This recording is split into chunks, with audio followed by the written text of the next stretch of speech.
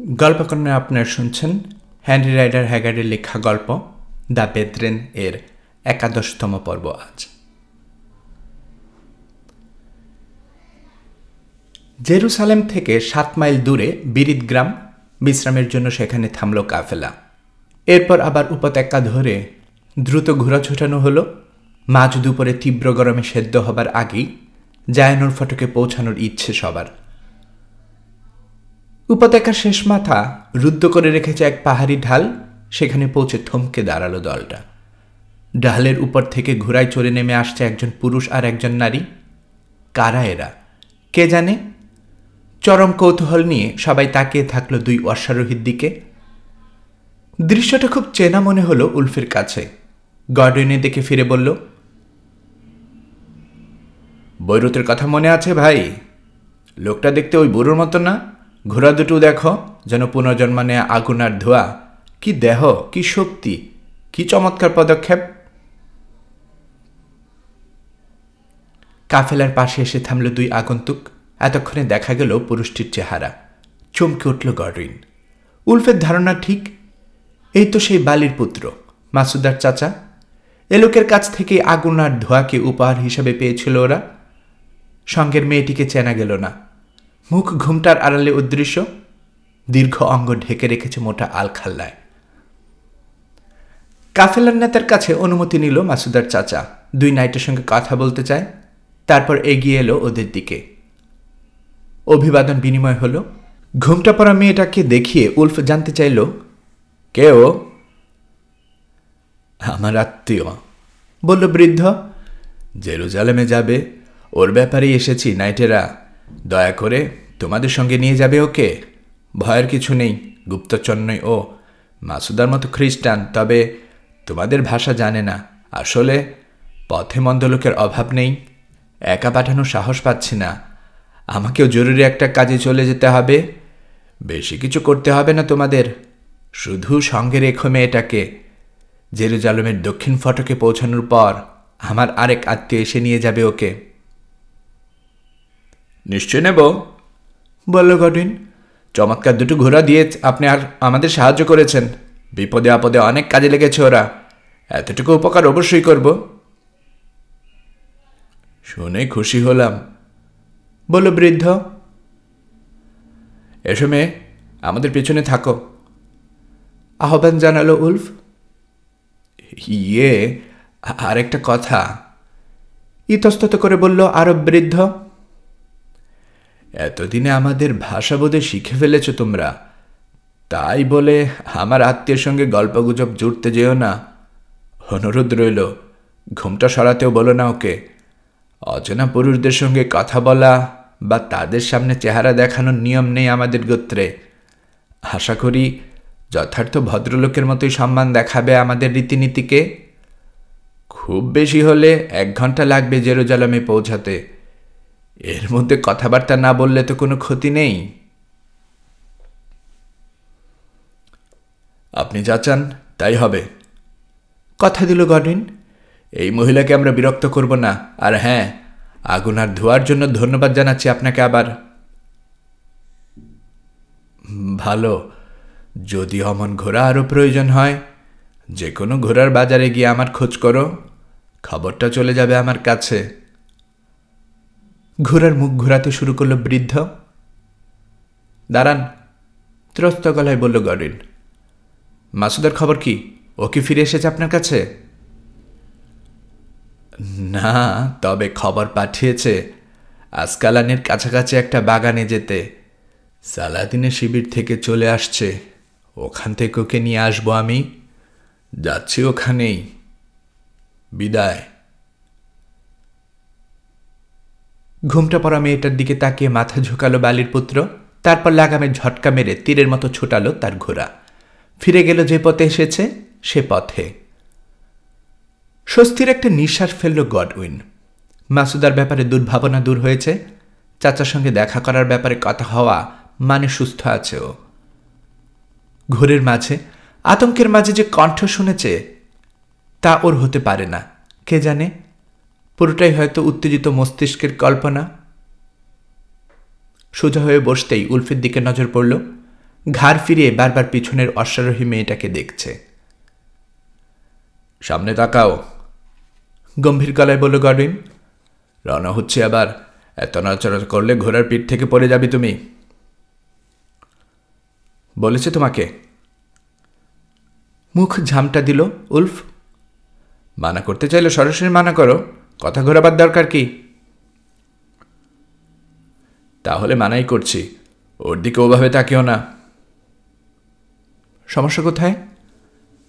কথা বলতে মানা করেছে, তাকাতে তো আর মানা করেনি। কথা বলে যদি বারণ হয়, তাকানো তো আরো আগে বারণ হবে। বিরক্ত করো না ওকে। ভদ্রতা বজায় রাখো। তাছাড়া ঘোমটা পরা একটা মেয়েকে ওভাবে দেখার কি আছে? চেহারা তো দেখা যাচ্ছে না, তাই না? সেজন্যই তো কৌতূহলী হয়ে উঠেছি। যেভাবে ঘোড়ায় বসেছে তাতে সম্ভ্রান্ত ভদ্রমহিলার মতোই লাগছে। ঘোড়াটা দেখার মতো বটে, যেন আগুন আর ধোয়ার ভাই বেড়াদার। দেখি জেরুজালেমে পৌঁছানোর পর ওর কাছ থেকে ঘোড়াটা কিনে নেওয়া যায় কিনা। এগিয়ে চলল ওরা।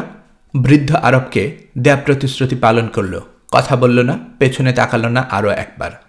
অবশ্য মেয়েটার চোখ সেটে রইল ওদের উপর। ঘণ্টাখানিকের মধ্যে জেরুজালেমের ফটকে পৌঁছালো কাফেলা। প্রতিনিধিদেরকে বরণ করে নেওয়ার জন্য বিশাল এক ভিড় অপেক্ষা করছে ওখানে। ওরা পৌঁছতে বলতে গেলে ঝাঁপিয়ে পড়ল জনতা। মিছিল করে প্রতিনিধিদের নিয়ে গেল শহরের ভেতরে। সবাই উদ্গ্রীব হয়ে আছে সালাদিনের সঙ্গে আলোচনার ফলাফল জানার জন্য। সবাই চলে গেল, কিন্তু পিছে পড়ে রইল দুই নাইট আর ঘোমটা পরা মেয়েটা। বুকার মতো এদিক ওদিক চাইল উলফ আর গডউইন। আশা করল কেউ এগিয়ে আসবে ওদের সঙ্গিনীকে নিয়ে যেতে, কিন্তু দেখা পাওয়া গেল না কারো। কিছুক্ষণ অপেক্ষা করার পর অধৈর্য হয়ে উঠল দুই ভাই। রাস্তার মাঝখানে দাঁড়িয়ে থাকাও চলে না, তাই কাছের একটা বাগানে ঢুকে পড়ল। নিরালায় আলোচনা করবে করণীয় সম্পর্কে। ওদের পিছু পিছু এলো মেয়েটা। জেরুজালেমে তো পৌঁছালাম, বলল উলফ, কিন্তু ওই মেয়ে তোর কোনো আত্মীয় এলো না। কি করা যায় এখন? বুঝতে পারছি না, কাঁধে ঝাঁকালো গডউইন। ওকে নেয়ার মতো জায়গা নেই আমাদের।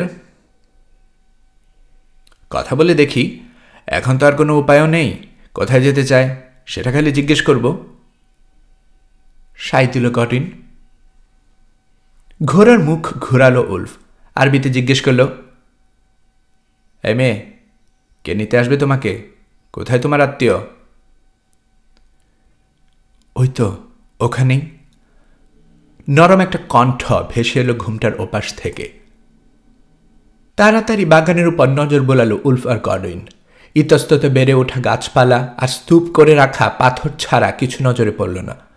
পাথরগুলো রাখা হয়েছে শহরে হামলা হলে শত্রুর উপর ছোড়ার জন্য, কিন্তু কোথাও কেউ নেই। কই, কেউ তো নেই, বিস্মিত গলায় বলল গডউইন। আছে তো, বলল মেয়েটা। তোমরা আছো না? কি বকছ আবল তাবল? মৃদু হাসির শব্দ ভেসে এলো। ঘুমটা সরালো না, কিন্তু আলখাল্লা খুলে ফেলল মেয়েটা। তলার পোশাক দেখতে পেল দুই ভাই। সেন্ট পিটারের দিব্যি, বলে উঠল গডউইন। জামার ওই নকশা আমি চিনি। মাসুদা, সত্যি তুমি নাকি মাসুদা? জবাব না দিয়ে ঘুমটা উঠাতে শুরু করল রহস্যময় নারী। অর্ধেকের মতো উঠতেই দেখতে পেল দুই ভাই। মাসুদার মতো একটা মেয়ে, কিন্তু মাসুদা নয়। চুলের বাঁধন মাসুদার মতো, গলায় সিংহের নখ দিয়ে তৈরি করা মালা। যে সিংহকে গডউইন হত্যা করেছিল, গায়ের রং একই রকম, এমনকি গালে একটা ছোট তিলও আছে। সবই মাসুদার মতো।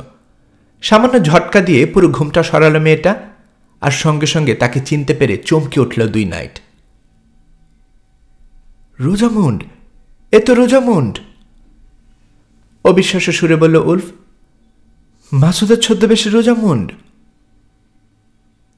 লাফ দিয়ে ঘোড়ার পিঠ থেকে নামল ও, ছুটে গেল প্রেমিকার দিকে, মুখে বিড়বিড় করছে, ঈশ্বরকে ধন্যবাদ, ঈশ্বরকে শত সহস্র ধন্যবাদ। রোজামুন্ড নেমে এলো মাটিতে, জড়িয়ে ধরল উলফকে। চোখ ফিরে নিল গডউইন। বুকের ভেতরে হারানোর ব্যথা দপদপ করছে।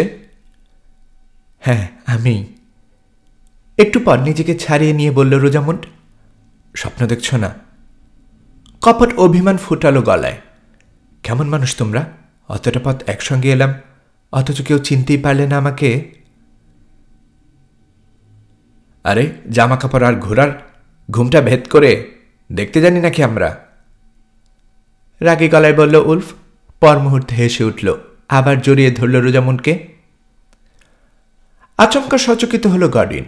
ঝট করে ফিরল ওদের দিকে, বলল, দাঁড়াও রোজামুন্ড, তুমি যদি মাসুদার ছদ্মবেশে নিয়ে থাকো, তাহলে জল্লাদের সামনে যে মেয়েটা আমাকে বিদায় জানাতে এলো সে কে? তোমার পোশাক আশাক আর অলঙ্কার পরা ছিল, মুখ ঢাকা ছিল ঘুমটায়। কি জানি গডউইন। কাঁধ ঝাঁকালো রোজামুন্ড। মাসুদাই হতে পারে। আমার জামা কাপড় পরা অবস্থায় দেখে এসেছে ওকে, কিন্তু জল্লাদের ব্যাপারটা কি আমি তো কিছুই জানি না। গর্দান তো যাবার কথা ছিল উলফের, তোমার না। কি ঘটেছিল সব খুলে বলো এক্ষুনি, তারা দিল গডউইন। বলার মতো আসলে খুব বেশি কিছু ঘটেনি, বলল রোজামুন্ড। আদালতে বেহুশ হয়ে গিয়েছিলাম, দেখেছ নিশ্চয়ই। জ্ঞান ফেরার পরে মনে হলো মাথা খারাপ হয়ে গেছে। আবছা আলোয় ঠিক আমার মতো একজনকে দাঁড়িয়ে থাকতে দেখলাম। সাজসজ্জা সব আমার মতো, শুধু চেহারাটা একটু অন্যরকম। ভয় পেও না, বলে উঠল মেয়েটা। আমি মাসুদা। অন্যান্য অনেক গুণের মধ্যে আমার একটা গুণ হলো আমি ছদ্মবেশ নিতে জানি। অভিনয় মন্দ করি না। শোনো, হাতে সময় নেই। আমাকে সারাসিন শিবির থেকে চলে যাবার নির্দেশ দিয়েছেন সুলতান। আমার চাচা বাইরে অপেক্ষা করছে 2 ঘোড়া নিয়ে, তার সঙ্গে যাবার কথা আমার। কিন্তু না, আমি না। আমার জায়গায় তুমি যাবে শাহজাদি, আমার ছদ্মবেশে। আমাদের উচ্চতা একই রকম।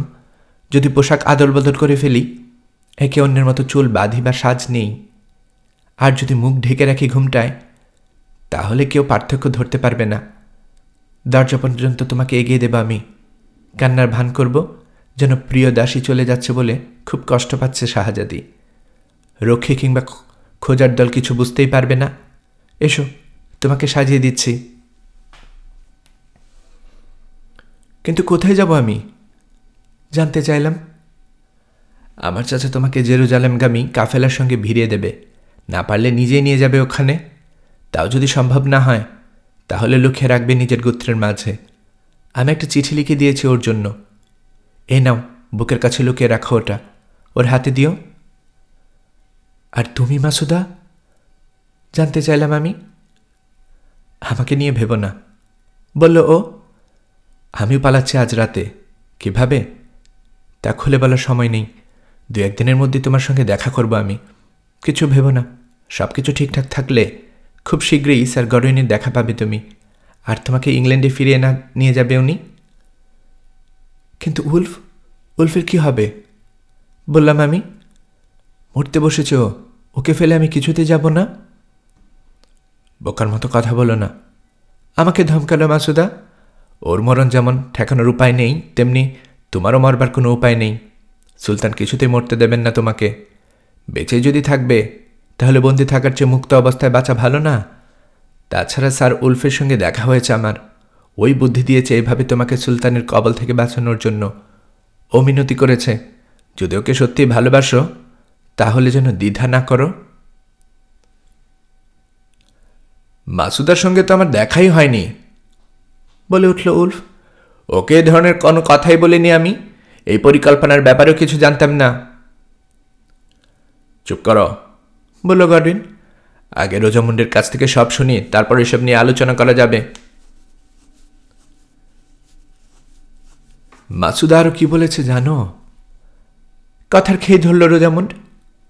ও বলেছে স্যার উলফ আশা করেছে মৃত্যুদণ্ড এড়াতে পারবে ও, কিন্তু তুমি যদি তার আগেই সুলতানের কবল থেকে না পালাও, তাহলে ইহজন্মে তোমাদের আর দেখা হবে না। তাই আর দেরি করো না শাহজাদি, তৈরি হয়ে নাও, এক্ষুনি যেতে হবে তোমাকে। দেরি করো না, এ অবস্থায় ধরা পড়লে আমাদের দুজনেরই বিপদ। ও জানতো আমার মৃত্যুদণ্ড হবে না? ভ্রু কোচকালো উলফ। তা কি করে হয়? জানতো না, বলল গডউইন। ও কথা বলেছে রোজামুনকে পালাবার ব্যাপারে রাজি করানোর জন্য। যাই হোক, এরপর কি ঘটল? এরপর দীর্ঘশ্বাস ফেলল রোজামুন্ড। আমাকে নিজের ছদ্মবেশ পরালো মাসুদা, নিয়ে গেল দরজায়, কপালে চুমু খেয়ে বিদায় জানালো। কয়েকজন রক্ষী অপেক্ষা করছিল আমার দিকে, এগিয়ে খুব বাজেভাবে বলল, চলো আলজেবেলের মেয়ে। তারপর পথ দেখিয়ে নিয়ে গেল বাইরে। কেউ ঠিকমতো আমার দিকে তাকায়নি, কারণ তখন বাইরে অদ্ভুত এক আধার নেমে এসেছিল। সূর্য ঢাকা পড়ে গিয়েছিল চাঁদের আড়ালে। ভয়ে অস্থির হয়ে পড়েছিল সবাই, ভাবছিল বুঝি অশুভ কিছু নেমে আসছে সালাদিন বা আসকালানের উপর। তোমরা তো কারাগারে ছিলে, বোধহয় দেখতেও পাওনি ওটা। যাই হোক, অন্ধকার নামার বেশ সুবিধা হলো আমার জন্য। কেউ আমার দিকে নজর দিল না, দিলেও ঠিকমতো চেহারা দেখল না। নিরাপদে শহরের বাইরের এক বাগানে পৌঁছালাম আমি। ওখানে দেখা হলো এক বৃদ্ধ আরবের সঙ্গে। ঘোড়া নিয়ে অপেক্ষা করছিলেন তিনি। বৃদ্ধের হাতে আমাকে তুলে দিল রক্ষীরা। বেশ কিছু দূর এগিয়ে দিল আমাদেরকে, তারপর চলে গেল। মাসুদার চিঠি পড়ে দেখলেন বুড়ো মানুষটা। তারপর আমাকে নিয়ে এলেন এই পাহাড়ে, যেখান থেকে তোমরা আমাকে নামতে দেখেছ। ওখানে অপেক্ষা করছিলাম আমরা জেরুজালেমের কাফেলার জন্য। তার মাঝে তোমরা দুজনও যে থাকবে তা আশা করিনি। সারা রাত অপেক্ষা করেছি আমরা, সকাল হবার পর দেখা পেয়েছি তোমাদের। আল্লাহর হাজার শুকর, তোমাদেরকে চিনতে পেরে বলে উঠলেন বৃদ্ধ আরব। শুকর মাসুদারও, ওই দেখো মা, যাদের খুঁজছ তারাই আসছে কাফেলের সঙ্গে। চলো, ওদের কাছে তোমাকে পৌঁছে দিই আমি আমার দায়িত্ব শেষ করি তাহলে। এরপর আমার ভাইজির কাছে ফিরতে হবে আমাকে। তোমাকে তো মুক্ত করেছি, এবার ওকে মুক্ত করার পালা। মাসুদার ব্যাপারে জিজ্ঞেস করলাম ওকে। জবাবে বললেন ওর জন্যই ফিরে যাচ্ছেন তিনি, আমাকে নিয়ে জেরুজালেমে যাচ্ছেন না। কিন্তু কিভাবে মাসুদাকে উদ্ধার করা হবে তার কিছুই জানেন না ভদ্রলোক। আশা করছেন ইতিমধ্যে লুকিয়ে পড়েছে মাসুদা, সুলতানদের রক্ষীদের ফাঁকি দিয়ে কোনো এক সময় শহর থেকে বেরিয়ে আসবে। তখন কাছে পিঠে ঘোড়া নিয়ে হাজির থাকবেন তিনি। কথা বলতে বলতে কাফেলার কাছে এসে পড়ল। ও, তোমাদের দেখে যে কি ভালো লেগেছে, কি যেন অনুভব করেছি তা বুঝাতে পারবো না। আনন্দে কেঁদে ফেলেছিলাম, ইচ্ছে করছিল তখনই গিয়ে জড়িয়ে ধরি তোমাদেরকে। কিন্তু বুড়ো মানুষটা আমাকে অভিনয় চালিয়ে যেতে বললেন, কারণ জেরুজালেমের প্রতিনিধিরা যদি আমাদের সত্যিকার পরিচয় টের পায় তাহলে বেঁকে বসতে পারে। এমনিতে বিপদে আছে। তার সঙ্গে সালাদিনের ভাগ্নিকে ভাগিয়ে নেওয়ার অভিযোগ যুক্ত হতে দেবে না। বলা যায় না, আমাকে আবার ফিরিয়েও নিয়ে যেতে পারে আসকালানে। এরপরের ঘটনা তো তোমরা সবই জানো। ঘুমটায় মুখ লুকিয়ে সবার চোখ ফাঁকি দিয়েছি। তারপর ঈশ্বরের দয়ায় এখানে পৌঁছেছি। এতদিন পর আবার আমরা একত্র হয়েছি। এই তো।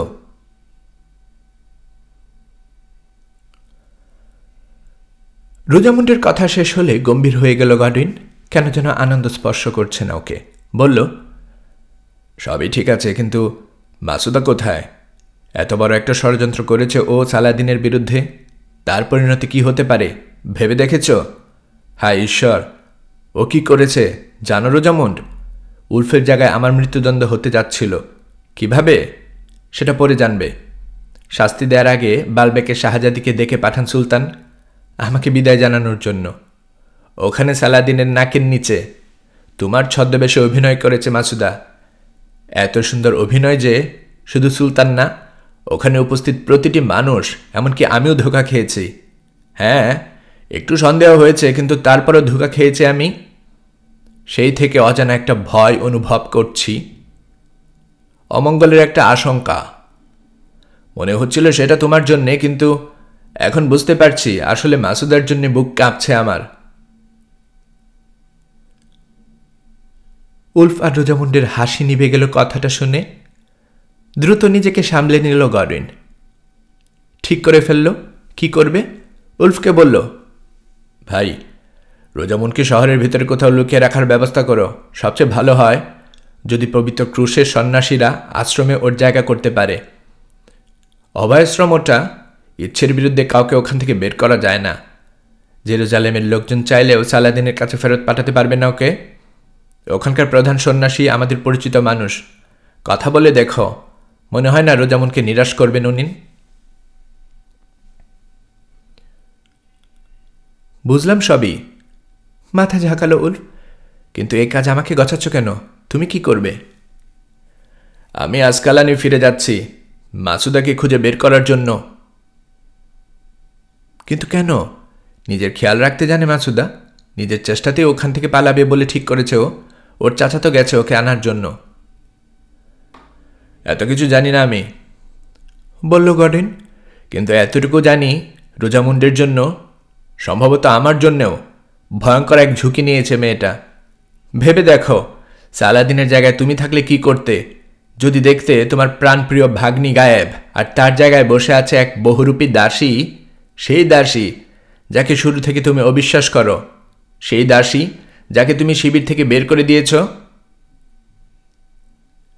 বুঝতে পারছি, বলল রোজামুন্ড। এমন ভয় আমারও হয়েছে, কিন্তু কি করব?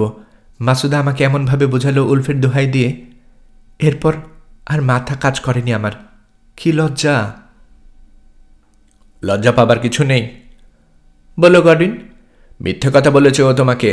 উলফের যে মৃত্যুদণ্ড এড়ানোর কোনো উপায় নেই তা ভালো করেই জানতো নিজেও আটকা পড়ে যাবে তোমাকে পালাতে দিলে। কি আশ্চর্য! তাহলে কেন অমন মিথ্যে বলল ও?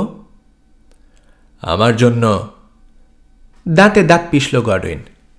নিজের প্রাণের বিনিময়ে তোমাকে আমার কাছে পৌঁছে দিতে চেয়েছে ও। উলফের অবর্তমানে আমাকে তুমি বরণ করে নেবে ভেবে আমার ব্যর্থ ভালোবাসাকে সফল করতে চেয়েছে মাসুদা। থমকে গেল রোজামুন্ড। এ কি শুনছে ও? এত বড় ত্যাগ স্বীকার করেছে মাসুদা? চাইলে তো নিজেই পেতে পারত গর্ডনকে, নিজের ভালোবাসার মানুষকে। উলফ মারা যাচ্ছিল, রোজামুন্ড বন্দী থাকছিল সালাদিনের হাতে। গর্ডন সহ মুক্তি পাচ্ছিল মেয়েটা। সবকিছু তো ওর অনুকূলেই ছিল। তাহলে অমন করার মানে কি? ধীরে ধীরে মাসুদার প্রেমের স্বরূপ উপলব্ধি করল রোজামুন্ড। বুঝতে পারল কত বড় ওর অন্তর। কতখানি বড় মাপের মানুষ হলে নিজের প্রেমিককে বিসর্জন দিতে পারে কেউ।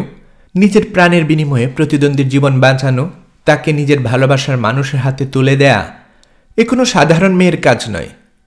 যাই হোক, মাসুদার অতীত, হৃদয় ওর অনেক বড়, অনেক খাঁটি, আত্মা ও নিষ্কলুষ আর পবিত্র। যদি এখনো বেঁচে থাকে তাহলে ওর চেয়ে মহৎ আর কোনো নারী নেই এই পৃথিবীর বুকে। যদি মারা গিয়ে থাকে তাহলে নিঃসন্দেহে স্বর্গ এক পুণ্যাত্মাকে পেয়েছে। গর্ডনের দিকে তাকালো রোজামুন্ড। রোজামুন্ডের দিকে তাকালো গর্ডন। চোখে চোখে কথা হলো ওদের। দুজনেই একসঙ্গে অনুভব করতে পারছে মাসুদার আত্মত্যাগের মাহাত্ম্য, সেই সঙ্গে এর ভয়াবহ ফলাফল। আমি যাব তোমার সঙ্গে, বলল রোজামুন্ড। প্রশ্নই ওঠে না, প্রতিবাদ করল উলফ। তোমাকে দেখা মাত্র খুন করবে সালাদিন। উলফ ঠিকই বলেছে, একমত হল গর্ডন। আসকালানে ফেরা চলে না তোমার, তাতে মাসুদার আত্মত্যাগ বৃথা হয়ে যাবে। আমি তা হতে দিতে পারি না। আমি একাই যাব ওখানে। উলফ এখানে তোমার নিরাপত্তার জন্য থাকবে। কিন্তু তুমি বা ওখানে গিয়ে কি করবে? উত্তেজনায় গলার স্বর আটকে যাচ্ছে রোজামুন্ডের। যদি দেখো তুমি যাবার আগে মাসুদাকে। কি করব জানি না, ওকে বাধা দিয়ে বলল গর্ডন। মাসুদার কপালে কি ঘটেছে তাও জানি না, কিন্তু এতটুকু জানি আমাকে যেতে হবে ওখানে। দরকার হলে সাক্ষাৎ নরক পাড়ি দিতে হবে, নিজের জীবন উৎসর্গ করে দিতে হবে। মৃত্যুর ওপারে গিয়ে হলেও যাতে একটিবার ওর সামনে পৌঁছাতে পারি, হাঁটু গেড়ে জানাতে পারি কৃতজ্ঞতা আর ভালোবাসা। শান্ত গলায় বলল রোজামুন্ড। গর্ডনের চোখে সেই ভালোবাসা প্রকাশ দেখতে পাচ্ছে ও। হয়তো, মাথা নিচু করে বলল গর্ডন। ওকে আর ঠেকিয়ে রাখা যাবে না বুঝতে পারল রোজামুন্ড আর উলফ, তাই বিদায় জানালো। ধন্যবাদ রোজামুন্ড, বিদায়, বলল গর্ডন। ভাগ্য আমাদের তিনজনকে নিয়ে যে নাটক রচনা করেছিল তাতে আমার ভূমিকা শেষ হয়ে গেছে। এখন থেকে স্বর্গের ঈশ্বর আর মর্তের উলফের হাতে তোমাকে সমর্পণ করে যাচ্ছি আমি। আর যদি কখনো দেখা না হয় আমাদের, তাহলে পরামর্শ রইল এই জেরুজালেমে বিয়ের কাজটা সেরে ফেলো তোমরা। তারপর ফিরে যেও স্টিপলে, সুখে শান্তিতে কাটিও বাকি জীবন। ভাই উলফ, তোমাকেও বিদায় জানাই। জন্মের পর থেকে একসঙ্গে ছিলাম আমরা, বেশ কিছু অসাধ্য সাধন করেছে একসাথে, যার কথা কোনোদিন ভুলতে পারবো না। কিন্তু আজ জীবনে প্রথমবারের মতো বিচ্ছিন্ন হচ্ছে আমরা। যাও, জীবনকে উপভোগ করো। স্বর্গ থেকে যে ভালোবাসা আর সুখের উপহার পেয়েছ তুমি, তাকে দুহাত বাড়িয়ে বরণ করে নাও। আশা করি সত্যিকার একজন খ্রিস্টান নাইটের মতো বাঁচবে তুমি, মরবেও সেভাবে। অনন্তকাল স্রষ্টার আশীর্বাদ থাকবে তোমার উপর। এভাবে বলো না গডউইন, ব্যথাতুর কণ্ঠে বলে উঠল উলফ। এমন কথা শুনে বুক ভেঙে যাচ্ছে আমার। তাছাড়া এত সহজে বিচ্ছেদ হবে না আমাদের। অভয়াশ্রমে যথেষ্ট নিরাপদে থাকবে রোজামন্ড, আমাকে প্রয়োজন হবে না ওর। 1 ঘন্টা সময় দাও, ওকে ওখানে পৌঁছে দিয়ে ফিরে আসছি আমি। তারপর একসঙ্গে রওনা হব। মাসুদা আমাদের দুজনকে ঋণী বানিয়েছে, তুমি একা কেন সেই ঋণ শোধ করতে যাবে? না, মাথা নাড়ল গডউইন। আবেগের বসে কথা বলছো তুমি। রোজামন্ড মোটেই নিরাপদ নয়। খুব শীঘ্রই এই শহরে কি ঘটতে যাচ্ছে তা বুঝতে পারছো নিশ্চয়ই। পাগলা কুকুরের মতো ছুটে আসবে সালাদিন, রোজামুন্ডের জন্য আগুন লাগিয়ে দেবে সবখানে। অমন মুহূর্তে ওকে একা ফেলে রাখা যায় না, তোমাকে এখানেই থাকতে হবে। হার স্বীকার করে মাথা নামিয়ে ফেলল উলফ। বুঝতে পারছে গডউইনের কথাই ঠিক। ভাইকে আলিঙ্গন করে বিদায় নিল গডউইন। চুমু খেল রোজামুন্ডের হাতের উল্টো পিঠে। তারপর ঘোড়ায় চড়ে বেরিয়ে গেল বাগান থেকে। একটু পর জেরুসালেমের ফটক পেরিয়ে অদৃশ্য হয়ে গেল ও। কান্নায় ভেঙে পড়ল রোজামুন্ড। উলফের চোখ থেকেও নেমে এলো 2 ফোঁটা অশ্রু। হঠাৎ রেগে গেল ও, বলল, এভাবে ভাইয়ের কাছ থেকে বিচ্ছিন্ন হতে চাইনি আমি। ধিক ঈশ্বর, কেমন খেলা খেলছেন আপনি আমাদের সঙ্গে। এর চেয়ে ভাইয়ের কাঁধে কাঁধ মিলিয়ে যুদ্ধের ময়দানে মরে গেলেই তো ভালো হতো। আমি তো এভাবে বাঁচতে চাইনি। মরার কথা বলছো তুমি কেন? ফোঁপাতে ফোঁপাতে বলল রোজামুন্ড। বলবো তো আমি, আমার জন্যই তো এত কিছু ঘটেছে। আমার কারণেই অমন দুর্ভাগ্যের শিকার হয়েছে তোমরা। মাসুদা মরেছে আমার জন্যই। সবার দুঃখ কষ্টের কারণ হবার চেয়ে মরে যাওয়াই ভালো ছিল না? হায় ঈশ্বর, আপনি আমাকে মরণ দিলেন না কেন? তোমার এই প্রার্থনা যদি কবুল করে নেন ঈশ্বর, ভারী গলায় বলল উলফ, তাহলে আমিও তোমার সঙ্গী হতে চাই। কারণ গডউইন চলে গেছে, সম্ভবত চিরতরে। এখন তুমি ছাড়া আর কেউ নেই আমার। তুমি যদি না থাকো, তাহলে আমারই বা বেঁচে থেকে লাভ কি? থাক, ভাগ্যকে দোষারোপ করে উপকার হবে না কারো। তার চেয়ে এসো, গডউইনের কথা মেনে নেই। জীবনকে যতটুকু সম্ভব উপভোগ করি। আপাতত আমরা মুক্ত, সেটাই বা কম কিসে। চলো সন্ন্যাসিনী আশ্রমে যাই, দেখি ওখানে তোমার আশ্রয়ের ব্যবস্থা করা যায় কিনা। ঘোড়ায় চড়ে জেরুজালেমের রাস্তা ধরে এগুলো দুজনে। সবখানে চোখে পড়ল আতঙ্কিত জনতার ভিড়। খবর চাউর হয়ে গেছে, সালাদিনের সঙ্গে কোনো ধরনের সমঝোতা করতে পারেনি প্রতিনিধি দল। নিঃশর্ত আত্মসমর্পণের প্রস্তাব দিয়েছেন সুলতান। কিন্তু প্রতিনিধিরা জানিয়ে দিয়ে এসেছে, জীবন থাকতে এই পুণ্যনগরীতে বিধর্মীদের হাতে তুলে দেবে না তারা। ফলাফল সহজেই অনুমেয়। খুব শীঘ্রই হামলা করা হবে জেরুজালেমের উপর। যুদ্ধ বাঁধবে, মরণ যুদ্ধ। কিন্তু কে করবে সেই যুদ্ধ? খ্রিস্টান নেতারা নিহত কিংবা বন্দী, ওদের রাজাও আটক পড়েছে সালাদিনের হাতে। যোদ্ধাদের কলঙ্ক শোভা বাড়াচ্ছে হেটিনের প্রান্তরে। হাতে গোনা কিছু সৈন্য ছাড়া নগরে এখন আছে কেবল নারী, শিশু আর বৃদ্ধ। সংখ্যায় সব মিলে প্রায় 80,000 মানুষ। এদেরকেই মোকাবেলা করতে হবে দুর্ধর্ষ সারাসেন বাহিনীর। রক্ষা করতে হবে জেরুজালেমকে, যা স্রেফ অসম্ভব। রাস্তায় আতঙ্কিত এবং হতাশ মানুষের ভিড় দেখে তাই অবাক হবার কিছু নেই। চোখে মুখে পথ দেখতে পাচ্ছে না ওরা। খোলা জায়গায় বেরিয়ে এসে সাহায্যের আবেদন চাইছে আকাশের পানে তাকিয়ে। নিষ্ফল আবেদন, কারণ সবাই খুব ভালো করে জানে পুণ্যনগরীর সর্বনাশ ঘনিয়ে এসেছে, ফুরিয়ে এসেছে হতভাগ্য অধিবাসীদের আয়ু। ভিড়ের মাঝ দিয়ে পথ করে ভিয়া ডলোরোসার সন্ন্যাসিনী আশ্রমে পৌঁছালো উলফ আর রোজামন্ড। দামেস্ক ত্যাগের পর জেরুজালেমের কিছুদিন থেকেছে দু ভাই, তখন কয়েকবার আসা যাওয়া হয়েছে এখানে। পরিচয় হয়েছে প্রধান সন্ন্যাসিনীর সঙ্গে, তাই আশ্রমে ঢুকে তার সঙ্গে দেখা করতে চাইল উলফ। অভ্যর্থনা জানাতে আসা তরুণী জানালো, গির্জায় এখন প্রার্থনা চলছে, সবাই ব্যস্ত, একটু অপেক্ষা করতে হবে। বড় একটা কামরায় বসতে দেওয়া হলো দুই অতিথিকে। সেখানে আধ ঘন্টা অপেক্ষার পর দরজা খুলে দীর্ঘাঙ্গিনী এক মহিলা উদয় হলেন। মাঝবয়সী, সৌম্য চেহারা, পরনে সাদা রঙের ঢিলেঢালা পোশাক, যাতে ইংরেজ। কৌতূহলী দৃষ্টিতে তাকালেন উলফ আর রোজামন্ডের দিকে। বেশ, উঠে দাঁড়িয়ে মাথা নোয়ালো উলফ। আমার নাম উলফ ডার্সি, মনে আছে আমাকে? হ্যাঁ, মাথা ঝাঁকালেন প্রধান সন্ন্যাসিনী। মনে আছে। আর স্যার উলফ, হ্যাটিনের যুদ্ধের আগে এখানে এসেছিলেন আপনি আর আপনার ভাই। আপনাদের গল্প শুনেছি আমি, খুবই অদ্ভুত গল্প। আসুন পরিচয় করিয়ে দেই। সঙ্গিনীর দিকে ইশারা করল উলফ। আমার চাচাতো বোন রোজামন্ড ডার্সি, অ্যাসেক্সের স্যার অ্যান্ড্রো ডার্সির একমাত্র মেয়ে। আরেকটা পরিচয় আছে ওর, সুলতান সালাদিনের ভাগ্নি। সিরিয়ায় ওকে বালবেকের শাহজাদি বলে ডাকা হয়। ভ্রু কুচকালেন অ্যাবেস। মুসলমান নাকি? পোশাক আশাকে তো তাই মনে হচ্ছে। জিনা মাদার, সম্মান দেখিয়ে বলল রোজামন্ড। খ্রিস্টান আমি, পাপি খ্রিস্টান। সারাসেনদের হাত থেকে পালিয়ে এখানে আশ্রয় নিতে এসেছি, নইলে সুলতানের কাছে আবার ফেরত পাঠানো হতে পারে আমাকে। সব খুলে বলো আমাকে, আগ্রহী কণ্ঠে বললেন অ্যাবেস। ভাগাভাগি করে নিজেদের পুরো অভিজ্ঞতা জানালো উলফ আর রোজামন্ড। মন্ত্রমুগ্ধদের মতো শুনলেন প্রধান সন্ন্যাসিনী। ওদের কথা শেষ হলে বললেন, দুর্ভাগ্য মেয়ে, আমাদের নিজেদের জীবনই বিপন্ন, তোমাকে বাঁচাবো কিভাবে? তবে চেষ্টা করে দেখতে পারি, কি ঘটবে তা শুধু ঈশ্বরই জানেন।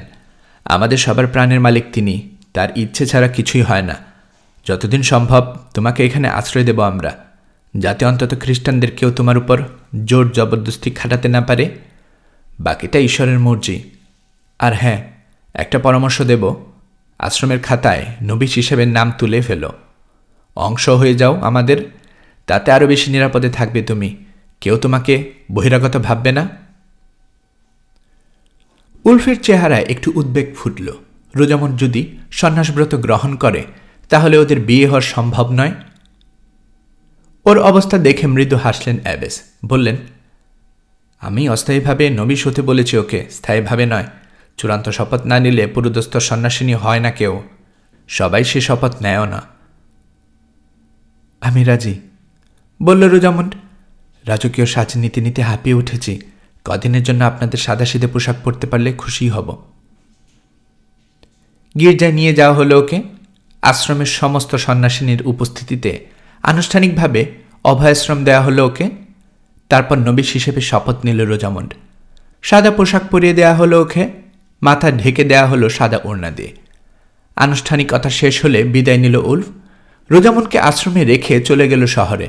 দেখা করল জেরুজালেমের অন্তর্বর্তীকালীন শাসনকর্তা স্যার বলিয়ান অফ ইবলিনের সঙ্গে। রাজার অনুপস্থিতিতে নগরের দেখাশোনা এবং প্রতিরক্ষার জন্য তাকে নির্বাচিত করেছে জনগণ। পুণ্যনগরীতে বাঁচানোর জন্য একটা বাহিনী করেছেন বলিয়ান, কিন্তু ভালো যোদ্ধার অভাবে খুবই বিপদে আছেন। উলফকে পেয়ে যেন হাতে আকাশের চাঁদ পেলেন। দেরি না করে তৎক্ষণাৎ বাহিনীর একটা ভালো পথ ধরিয়ে দিলেন তিনি। শুরু হলো নতুন আরেক যুদ্ধের প্রতীক্ষা। প্রখর রোদের মাঝে, গোধূলির আবছায়ার মাঝে জীবনের কঠিন এক পথে এগিয়ে চলছে গডউইন। পেছনে ফেলে এসেছে সার্বক্ষণিক সঙ্গী, প্রিয়তম বন্ধু, একমাত্র ভাই আর নিজের ব্যর্থ প্রেমকে। সামনে কি আছে তা জানে না। কিসের খোঁজে যাচ্ছে ও? সেই মেয়ের খোঁজে যে ওকে ভালোবেসে নিজের জীবন বিপন্ন করেছে। যদি ওকে খুঁজে পায় তখন কি হবে? বিয়ে করবে ওকে? না, নিজের এই দুর্ভাগা জীবনের সঙ্গে কোনো মেয়েকে জড়াবে না গডউইন। মনকে প্রবোধ দিল, যাচ্ছে শুধু বিবেকের তাড়নায়। যদি মাসুদাকে না পায় তাহলে? কাঁধ ঝাঁকালো গডউইন। অন্তত সালাদিনের কাছে তো আত্মসমর্পণ করতে পারবে। সুলতানকে বলতে পারবে এবারে ষড়যন্ত্রের পেছনে ওদের কোনো হাত ছিল না। যে মানুষ ওদের অভূতপূর্ব সম্মান আর দয়া দেখিয়েছেন, তার চোখে বিশ্বাসঘাতক হয়ে থাকতে চায় না ও। হ্যাঁ, সুলতানের সামনেই যাবে প্রথমে, মাসুদার প্রাণ ভিক্ষা চাইবে, এরপর বরণ করে নেবে মৃত্যুকে। কারণ জানা কথা, দ্বিতীয়বারের কোনো দয়া বা ক্ষমা প্রদর্শন করবেন না সালাউদ্দিন। তাতে ক্ষতি নেই, জীবনের দুঃসহ জ্বালা যন্ত্রণার হাত থেকে বাঁচার জন্য মৃত্যুকে সাদরে বরণ করে নেবে ও।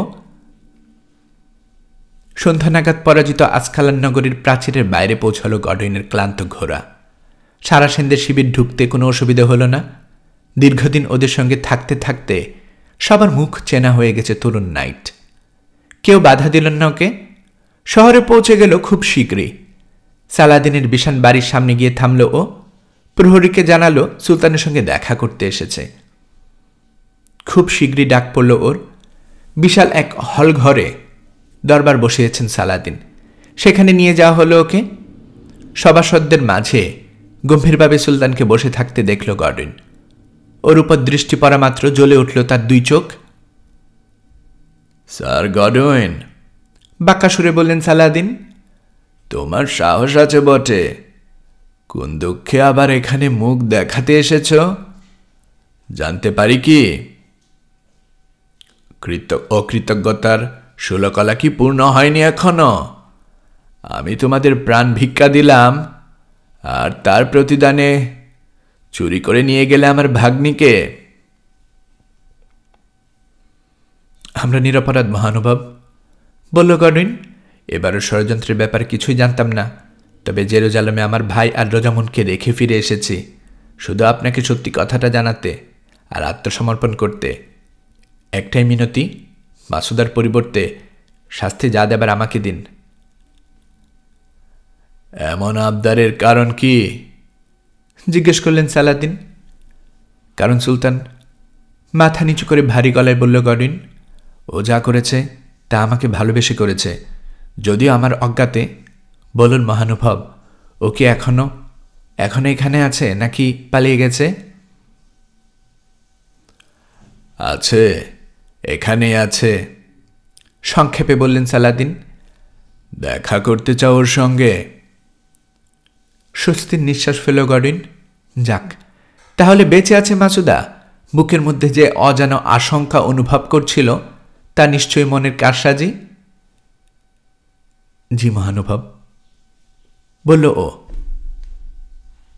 শুধু একবার দেখা করব, ওকে কিছু কথা বলতে চাই।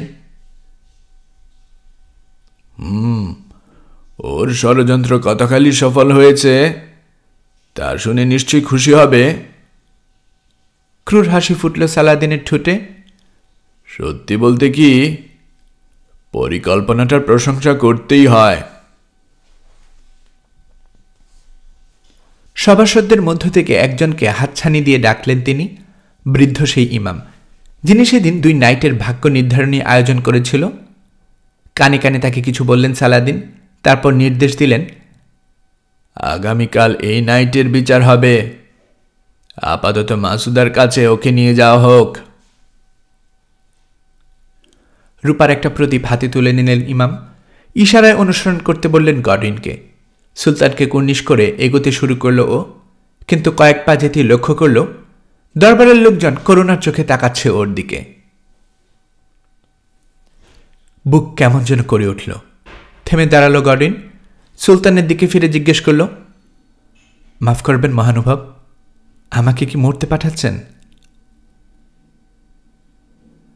একদিন সবাইকে মরতেই হয়, শান্ত কণ্ঠে জবাব দিলেন সালাদিন। কিন্তু আজ রাতে তোমার কপালে মৃত্যু লেখেননি আল্লাহ। যাও। ইমামের পিছু পিছু এগোলো গডউইন। বাড়ির অন্ধকার অলিগলি পেরিয়ে একটা দরজার সামনে ওকে নিয়ে গেলেন তিনি। ছিটকিনি খুলে দিলেন। এখানেই বন্দি করে রেখেছেন ওকে? জানতে চাইল গডউইন। হ্যাঁ, উত্তর দিলেন ইমাম। এখানেই। প্রদীপ তুলে দিলেন গডউইনের হাতে। ভেতরে যাও, আমি বাইরে অপেক্ষা করছি। ইতস্তত করল গডউইন। মহেন্দ্রক্ষণে এসে বিচলিত হয়ে পড়েছে। আমতা আমতা করে বলল, ঘুমিয়ে পড়েছে হয়তো, এর মাঝে বিরক্ত করব? ও না তোমাকে ভালোবাসে, তাহলে দ্বিধা কিসের? ঘুমের মধ্যেও তো তোমাকে দেখে খুশি হবে ও। হাজার হোক, এত ঝুঁকি নিয়ে ওকে উদ্ধার করতে এসেছ। বিদ্রুপের হাসি ফুটল ইমামের ঠোঁটে। যাও, ঢুকে পড়ো। প্রদীপ নিয়ে কামরার ভিতরে পা রাখল গডউইন। পেছনে বন্ধ হয়ে গেল দরজা। স্বল্প আলোর চারপাশ খুঁটিয়ে খুঁটিয়ে দেখল ও। জায়গাটা চেনা চেনা লাগছে না। ছাতের আঁকাবাঁকা কড়ি কাঠ, দেয়ালে রুক্ষ পাথর, এসব আগে তো দেখেছে ও। হঠাৎ চিনতে পারল, এ তো সেই ভূগর্ভস্থ কামরা। এখানে মৃত্যুদণ্ড দেওয়ার জন্য নিয়ে আসা হয়েছিল ওকে। যে দরজা দিয়ে এইমাত্র ঢুকল, সেখান দিয়ে ওকে বিদায় জানাতে এসেছিল রোজামুন বেশি মাসুদা। এখন অবশ্য কামরা খালি। হাতের একমাত্র প্রদীপের আলোয় অন্ধকার দূর হচ্ছে না। কোথায় মাসুদা? দেখা যাচ্ছে না ওকে। কামরার মধ্যে ঘুরতে শুরু করলো গডউইন। হঠাৎ থেমে দাঁড়ালো। প্রদীপের আভায় মেঝেতে কি যেন চিকচিক করে উঠেছে। কামরার মাঝখানে, যেখানে ওকে জল্লাদের সামনে মাথা পাততে হয়েছিল। একটু এগুলো গডউইন। মানুষের অবয়ব চিনতে পারল। মাসুদা বন্দি, মাটিতে পড়ে পড়ে ঘুমোচ্ছে। মাসুদা, মৃদু কণ্ঠে ডাকল গডউইন। খালি কামরার দেয়ালে দেয়ালে বাড়ি খেয়ে প্রতিধ্বনি উঠল কয়েকগুণ জোরে। মাসুদা, মাসুদা, মাসুদা। নড়ল না দেহটা। ঘুম ভাঙাতে হবে ওর, বুঝতে পারছে গডউইন। আর তো কোনো উপায় নেই। হ্যাঁ, মাসুদাই শুয়ে আছে ওখানে, কোনো ভুল নেই। গায়ে এখনো রোজামুন্ডের রাজ পোশাক, বুকের কাছে জল জল করছে একটা রত্ন। কি শান্তিতে না ঘুমোচ্ছে মাসুদা। গভীর নিশ্চিন্দ্র ঘুম। জাগবে না ও? হাঁটু গেড়ে পাশে বসল গডউইন। কোমল হাতে সরাতে শুরু করলো মেয়েটার মুখ ঢেকে রাখা চুল। আর তক্ষণই নড়ে উঠল মাসুদার মাথা। না, চোখ খুলেনি। ধর থেকে বিচ্ছিন্ন মাথাটা কাত হয়ে গেল এক পাশে। চমকে উঠল গডউইন। তীব্র আতঙ্ক গ্রাস করল সমগ্র অস্তিত্বে। কাপা কাপা হাতে প্রদীপটা দেহের কাছে নিল। আর কোনো সন্দেহ নেই, দুটুকরো হয়ে আছে মাসুদার। শরীরের রাজপোশাক রক্তে ভিজে একাকার। চোখ বন্ধ করা মুখটা সাদা, প্রাণের চিহ্ন নেই। শিরচ্ছেদ করা হয়েছে ওর। নিষ্ঠুর এক তামাশা করা হয়েছে গডউইনের সঙ্গে। জীবিত নয়, প্রাণহীন মাসুদার সঙ্গে দেখা করতে পাঠানো হয়েছে ওকে। নেশাগ্রস্ত মানুষের মতো টলমল পায়ে উঠে দাঁড়ালো গডউইন। দু চোখ ভর করেছে পানিতে। মুখ খুলল, একই সঙ্গে খুলে গেল হৃদয়ের বন্ধ দুয়ার। মাসুদা, ফিসফিসিয়ে বলল ও। এখন আমি জানি তোমাকে, শুধু তোমাকে আমি ভালোবেসেছি এতদিন। আজীবন ভালোবাসব, জীবন এবং মরণে। যেখানেই থাকো আমার জন্য অপেক্ষা করো মাসুদা। আমি আসবো তোমার কাছে, আসবই। কথাটা বলতে বলতে মুখে অদ্ভুত এক বায়ুপ্রবাহের স্পর্শ অনুভব করল গডউইন। আসকালান থেকে চলে যাবার সময় পাহাড়ি পথে যেমনটা অনুভব করেছিল। বুঝতে পারল মাসুদার আত্মা আরেকবার স্পর্শ করে গেল ওকে। ওর কণ্ঠই তখন শুনতে পেয়েছিল। ওই মারার ফিসফিস করে ডেকেছিল ওকে। আরেকবার মাসুদার ডাক শুনল গডউইন। তারপর সব শান্ত, নিথর। পাশে কারো উপস্থিতি টের পেয়ে মুখ ঘোরালো গডউইন। বৃদ্ধ ইমাম এসেছেন, ঢুকেছেন কামরায়। বলিনি এখানে ঘুমন্ত অবস্থায় পাবে ওকে? বাঁকা হাসি দিয়ে বললেন তিনি। কই, ডাকো ওকে। সাননাইট, শুনেছি ভালোবাসা নাকি বিশাল সব দূরত্ব ঘুচিয়ে দিতে পারে। চেষ্টা করে দেখো, কাটা মাথা আর ধরের ব্যবধানের জোড়া দিতে পারে কি না। মাথায় আগুন জ্বলে উঠল গডউইনের। প্রদীপ দ্বারা হাত দিয়ে প্রচণ্ড এক ঘুষি হাঁকালো ইমামের মুখে। উড়ে গিয়ে কাটা কলা গাছের মতো ভূপাতিত হলেন তিনি। জ্ঞান হারালেন। প্রদীপও নিভে গেল। নেমে এলো নিঃসীম অন্ধকার আর নিস্তব্ধতা। পায়ে কোনো শক্তি পেল না গডউইন। মাসুদার মৃতদেহের পাশে ও লুটিয়ে পড়ল, নিথর হয়ে গেল।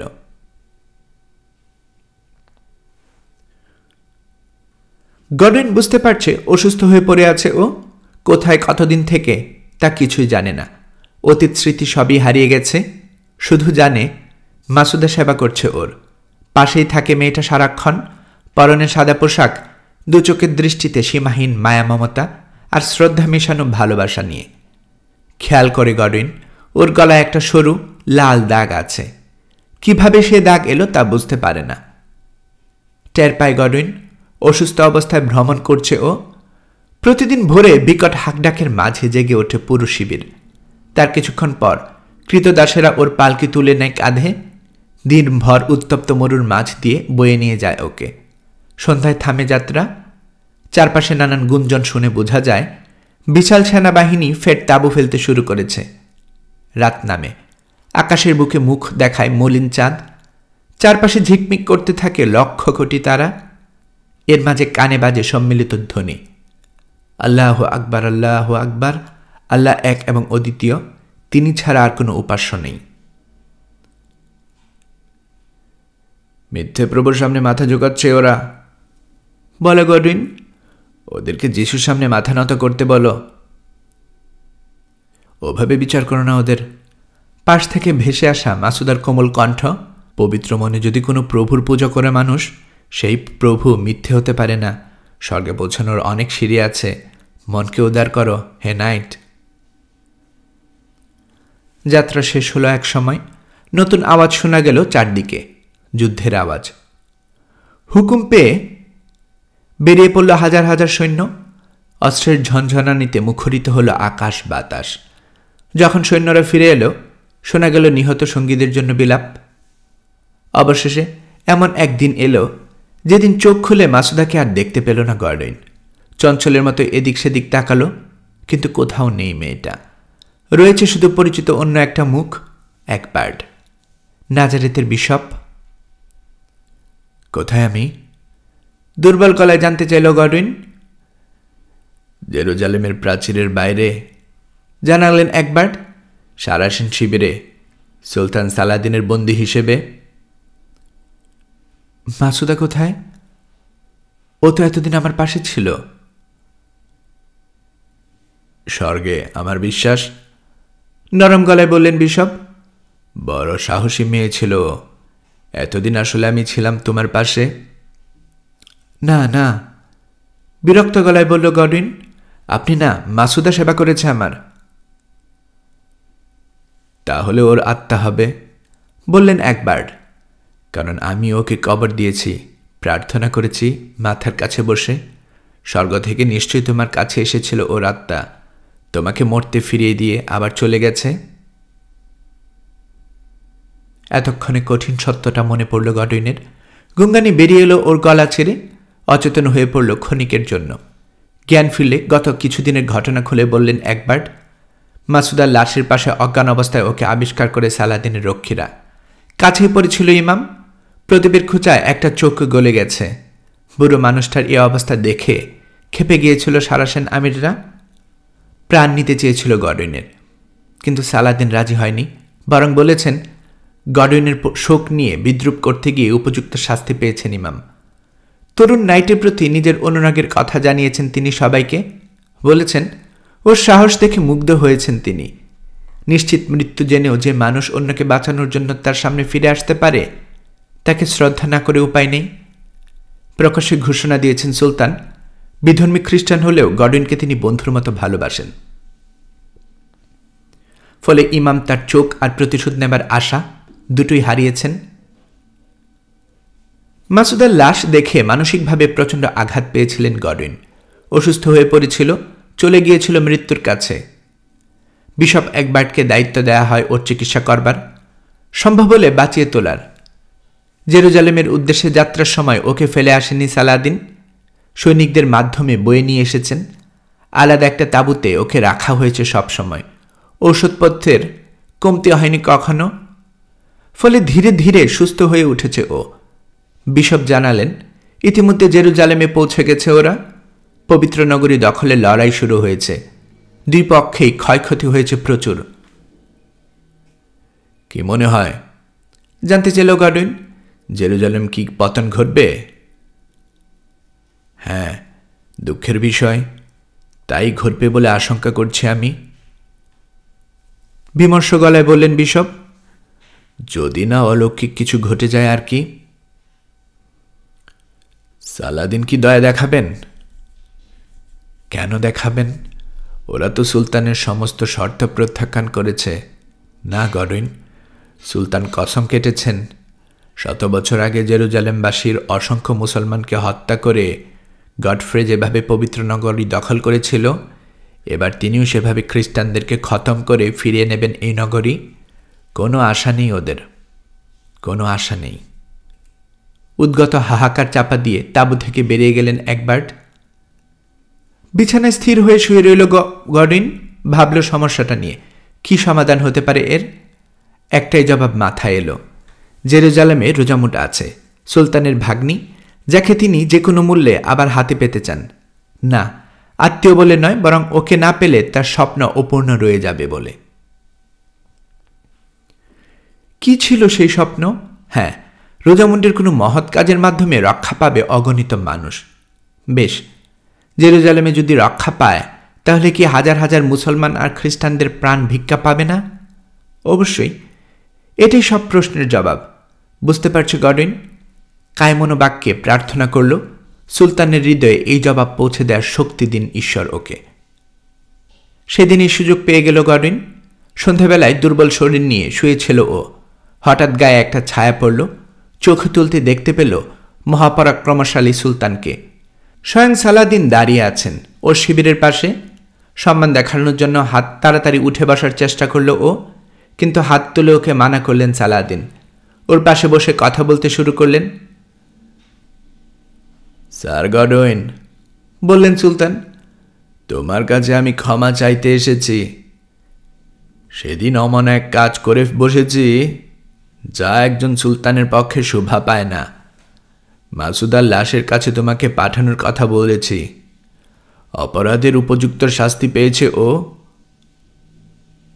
কিন্তু তাই বলে কারো মৃত্যু নিয়ে অমন তামাশা করা খুব অন্যায়। আসলে তোমাদের দুজনের উপরে রেগে গিয়েছিলাম আমি। ইমাম কানে কানে কুপরামর্শ দিলে সেটা মেনে নিয়েছি আগপিছ না ভেবে। এর ফলে ইমাম বেচারা চোখ হারিয়েছে। তুমিও দুঃখ কষ্টে কাতর হয়ে মৃত্যুর কাছে পৌঁছে গিয়েছিলে। আমি দুঃখিত। ধন্যবাদ মহানুভব, বলল গডউইন। আপনার মহৎ হৃদয়ের পরিচয় পেলাম আরেকবার। তিক্ত একটা হাসি ফুটল সালাদিনের ঠোঁটে। মহৎ বলছো আমাকে, অথচ তোমাদের সঙ্গে আমি যা করেছি তাতে মহত্বের ছিটে ফোঁটা ছিল না। বাড়ি থেকে উঠিয়ে এনেছি তোমার চাচাতো বোনকে, যেভাবে ওর মাকে আমার ঘর থেকে নিয়ে গিয়েছিল ওর বাবা। অন্যায়ের প্রতিশোধ আমি অন্যায়ের মাধ্যমে নিয়েছি, অথচ এটা একটা বেআইনি কাজ।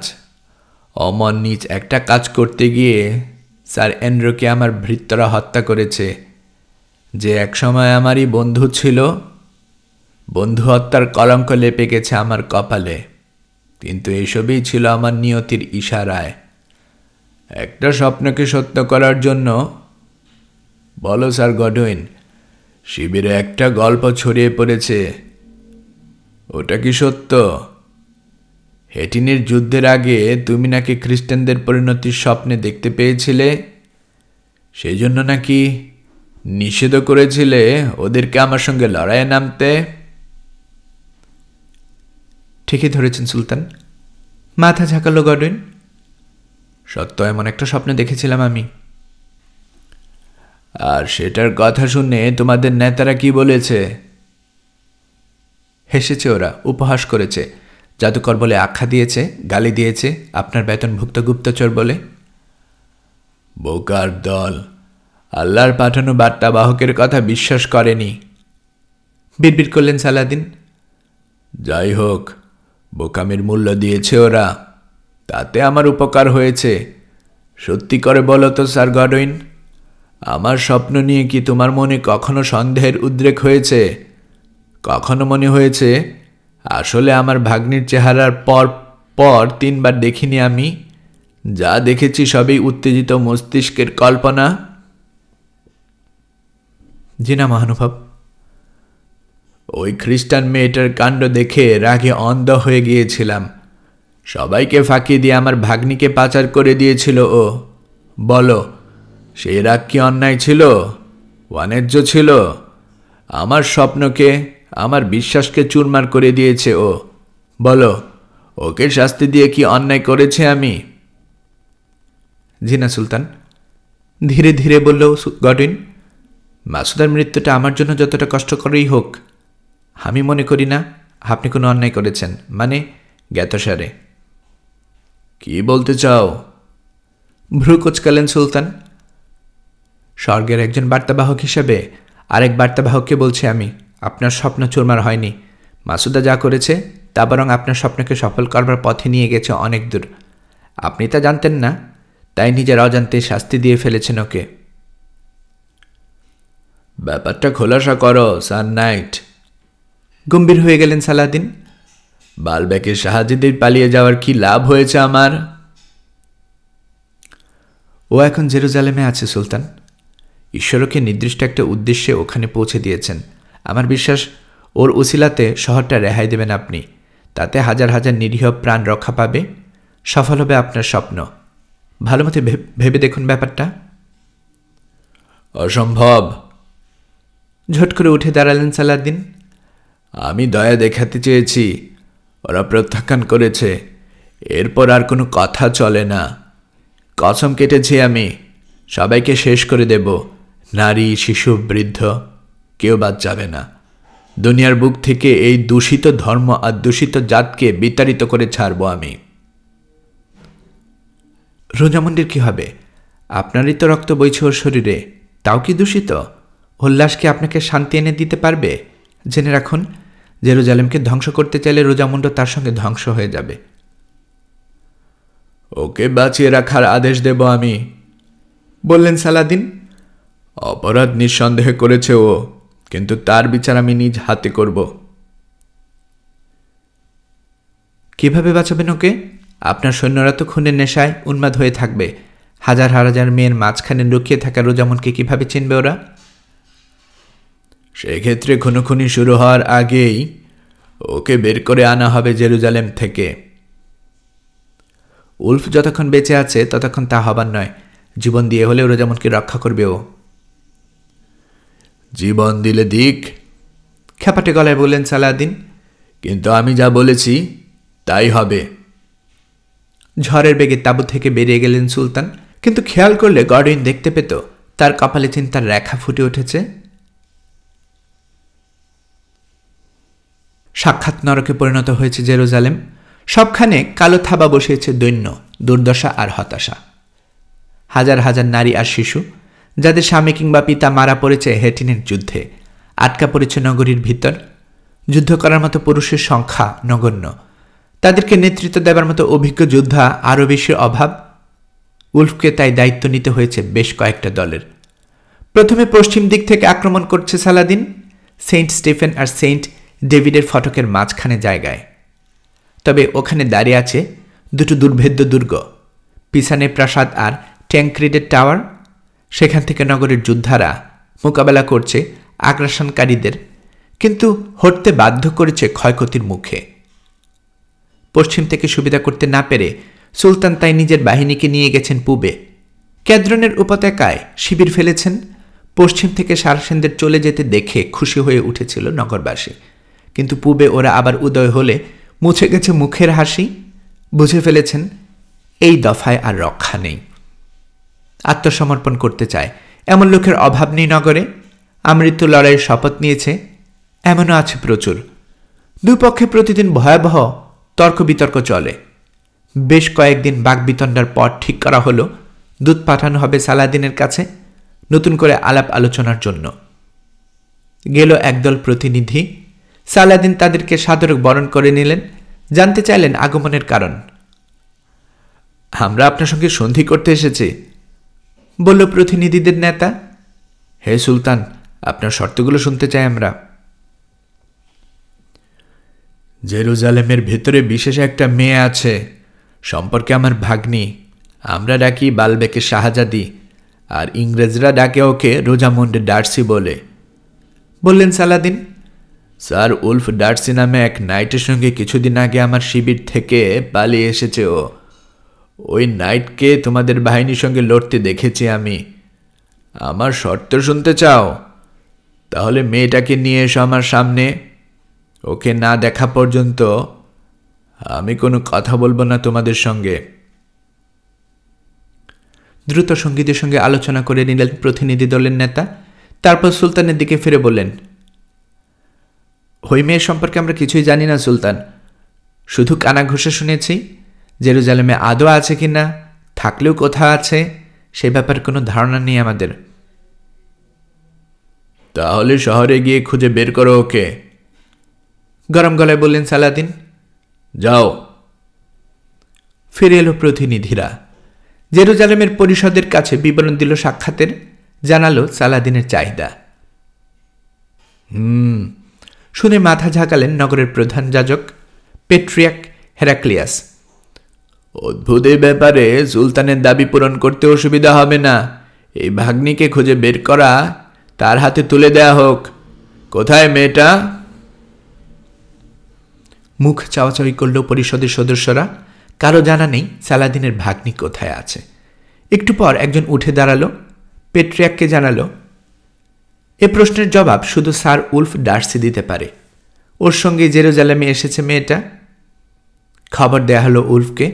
ঘণ্টাখানেক পর হাজির হলো ও, পরনে বর্ম, খাপে ভরা তলোয়ারে ভিজে আছে শত্রুর রক্তে। সারাসেনদের একটা হামলা ঠেকিয়ে এলো এইমাত্র। পরিষদকে সম্মান জানালো উলফ, জানতে চাইল কেন খবর দেয়া হয়েছে ওকে। আমাদের একটা জিজ্ঞাসা আছে স্যার উলফ, বললেন পেট্রিয়াক। বালবেকের শাহজাদিকে তুমি কোথায় লুকিয়ে রেখেছ? মাফ করবেন ইয়োর হোলিনেস, বলল উলফ, কিন্তু এমনতর প্রশ্নের মানে কি? মানেটা খুবই গুরুতর স্যার উলফ।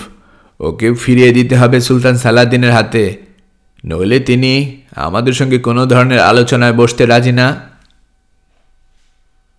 শরীর আড়ষ্ট হয়ে গেল উলফের। এই পরিষদ কি একটা খ্রিস্টান মেয়েকে ইচ্ছার বিরুদ্ধে সারাসেনদের হাতে তুলে দিতে চাইছে? না দিয়ে উপায় নেই, বললেন হেরাক্লিয়াস। ওরাই ওর সত্যিকার দাবিদার। না ইয়োর হোলিনেস, প্রতিবাদ করল উলফ। রোজামন সারাসেন নয়, ওকে ইংল্যান্ড থেকে অপহরণ করে এনেছেন সালাদিন, তখন থেকে মুক্তি পাবার চেষ্টা করছে বেচারি। আমাদের সময় নষ্ট করো না, বিরক্ত গলায় বললেন পেট্রিয়াক। ওকে ফিরে যেতে হবে, এটাই চূড়ান্ত। জানি ওর সঙ্গে প্রণয় চলছে তোমার, তাই হয়তো ব্যাপারটা মানতে পারছো না, কিন্তু বৃহত্তর স্বার্থে সস্তা প্রেমকে বিসর্জন দিতে হবে তোমার। এখন বলো, কোথায় রেখেছো ওকে? পারলে নিজে খুঁজে নিন স্যার পেট্রিয়াক, রাগী গলায় বলল উলফ, নইলে নিজের মেয়েকে পাঠিয়ে দিন ওর পরিবর্তে। গুঞ্জনে ভরে গেল সভাকক্ষ। না, উলফের বেয়াদবি দেখে নয়, বরং সাহস দেখে। পেট্রিয়াক হেরাক্লিয়াস লোক সুবিধার নয়, তার বিরোধিতা করলে পরিণাম ভালো হয় না। এমন মানুষের সামনে যে দুঃসাহস দেখাচ্ছে এই তরুণ নাইট, তা অকল্পনীয়। সত্যি কথা বলতে ভয় পাই না আমি, একথা সবাই জানে, গোয়ারের মতো বলল উলফ। তাই আপনাকে বলে দিতে চাই স্যার পেট্রিয়াক, কপাল ভালো যে যাজকের পোশাক পরেছেন, নইলে রোজামুন্ডের সঙ্গে আমার সম্পর্ক নিয়ে যে বাজে কথা উচ্চারণ করেছেন, তার জন্য এতক্ষণে টুটি ছিঁড়ে ফেলতাম আপনার। চুয়াল ঝুলে পড়ল হেরাক্লিয়াসের। তাকে ওভাবে রেখে সভা কক্ষ থেকে বেরিয়ে পড়ল উলফ, রাগে কাঁপতে কাঁপতে। ভয়ঙ্কর লোক, বিড়বিড় করলেন পেট্রিয়াক। ভয় পেয়ে গেছেন তিনি, বড়ই ভয়ঙ্কর লোক। আমার প্রস্তাব, বন্দি করা হোক ওকে।